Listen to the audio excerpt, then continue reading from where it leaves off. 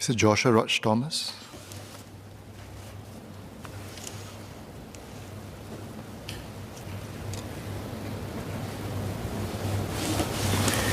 Mr. Edward Chia.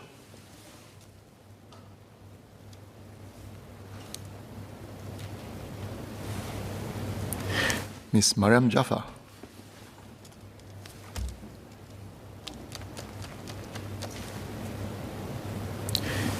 Mr. Cheng Hsing Yao.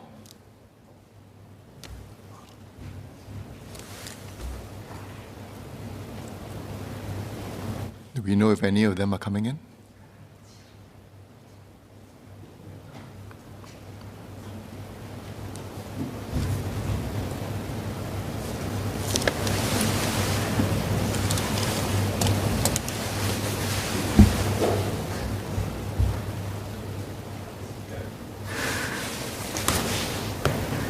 Singapore has excelled as a regional hub for businesses and talents for a number of business sectors. A few of Singapore's success factors are: 1. Public policies that prioritize the long-term interests of Singapore. 2. Pragmatic execution of public policies. 3. Open and multicultural society. 4. In the face of competition, we always choose to level up by improving ourselves. And 5, never wasting a crisis to emerge stronger. The COVID-19 pandemic has been a huge crisis for us, but through the methodical way we have handled it, it is beginning to turn into a great opportunity. We are one of few Asia-Pacific countries that has a real plan for transiting into an endemic COVID-19. Global investors have seen not just the resilience of the economy, but also the resilience of the society and the people of Singapore. We can now see the conditions for Singapore to develop into an important regional or even global hub for the technology sector. In due course, we might become a hub for the pharma, medical, and sustainability sectors as well. However, opportunities come and go. They seldom come around a second time. When we have the chance to develop both the breadth and depth of a desirable industry cluster, we should do so quickly and decisively. Once we have achieved the ecosystem of companies and talents, we will likely continue to attract even more investments. Conversely, if we were hesitant or slow to act, the ecosystem takes root somewhere else, future investments and talents will be drawn there instead. One of the most important considerations for businesses to locate or expand their HQ, operations or R&D centers in Singapore is the availability of the right talent pool to support their growth. Mathematically, the size of our local talent pool is insufficient to meet their needs.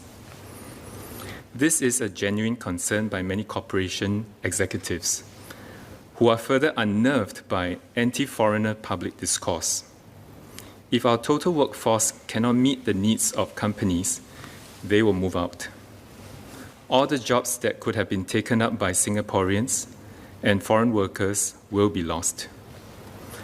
Thus, as a society, we need to embrace the concept that foreign talents and labor are complementary to our local talents and labor.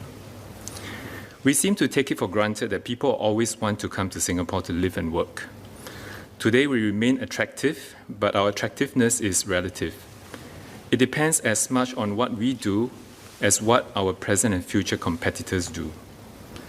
One critical trend to note is how digital connectivity has facilitated working from home. Home in this context need not be in Singapore, it can be anywhere. The person competing for a job need not be physically in Singapore. There's no stopping this trend. This will heighten the competition for businesses, investments, and talents among cities, and facilitate the emergence of new and credible competitor cities to Singapore in the future. To conclude, managing a complementary local and foreign workforce is a complex and emotive endeavor. It requires careful calibration. We also need to be mindful at the cusp of emerging stronger from the pandemic. We should try not to let great opportunities slip by.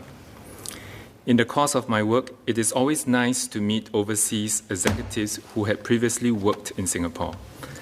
They understand Singapore and still have positive regard for us. In a way, they continue to contribute even after they have left Singapore by helping to bridge understanding and forge business relationships for us, not unlike a school alumni. Mr. Speaker, sir, I support the motion put forth by Minister of Finance, Mr. Lawrence Wong. Thank you very much.